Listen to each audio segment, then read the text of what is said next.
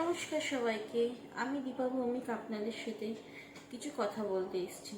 এবার হ্যাঁ, আপনাদেরকে আর আপনি বলবো না, তুমি করে কথা বলবো, কারণ তোমরা সবাই আমার বন্ধুর মতো, বা যে আমার সমবয়সী ভাই বোনের মতো, যে আমার বড় তারা গুরুজনের মতো।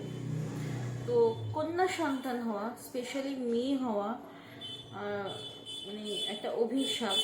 আজকে একটু অনেক বেশি করে ফিল হচ্ছে, কথাটা বলতাম না। তো আমার নিজস্ব একটা শপ আছে, তো সেখানে সকালবেলায় বসেছি, বউনিবারটা হবে, কাজকর্ম হবে, বেচা কিনে হবে। তো একজন দম্পতি আসেন একটা জিনিস কিনতে। তো এসে বলল, অমুক দোকানে তো এইটা নিচ্ছে, তো আপনি এইটা নিচ্ছেন, এই পয়সাটা নিচ্ছেন। তাকে আমি সবার প্রথমে কোনো টাকা পয়সার কথা বলি, যে কত টাকায় আমি বেচবো, এই সেই কিছু।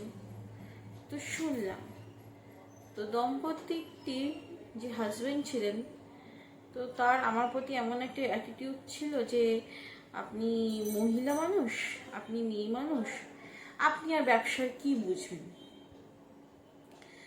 তো আমি 7-8 বছর ধরে আমি দোকানটা চালাচ্ছি। 7-8 বছর ধরে যখন দোকান চালাচ্ছি, নিশ্চয়ই আমি এমনি এমনি আর কি দোকানটা নিয়ে আমি খুলে বসে নিই, ব্যবসা করবো বলেই বসে আছি।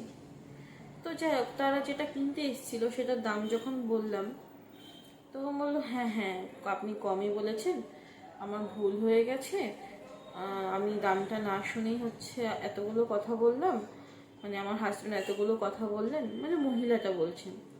তখন আর হাজব্যান্ড কিছু বলেনি যে ওনার ভুল হয়ে গেছে বা কিছু।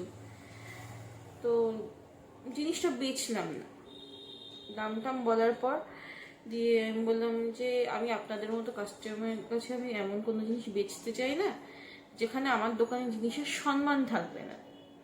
আপনি যান কোনো বড় দোকান থেকে গিয়ে জিনিসটা নিন।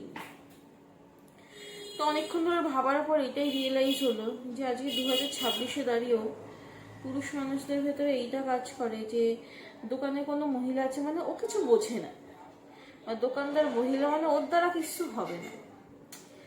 এই সময় দাঁড়িয়ে এই চিন্তা ভাবনাটা না চেঞ্জ করাটা ভীষণভাবে দরকার। কারণ এগুলো অন্তত 100 বছর আগে হলেও মানা যেত, 50 বছর আগেকার লোকজনরাও যদি এই ধারণা নিয়ে চলে তাও মানা যায়। কিন্তু যেখানে টেকনোলজি এত ফাস্ট হয়ে গেছে, সেইখানে 2026-এ দাঁড়িয়ে এগুলো মানা যায় না। সেইটুকুনি বলার ছিল। খারাপ লাগে দোকানদার হিসেবে সামনের লোকের এরকম মনোভাব দেখে, সেইটুকুনি বলার ছিল।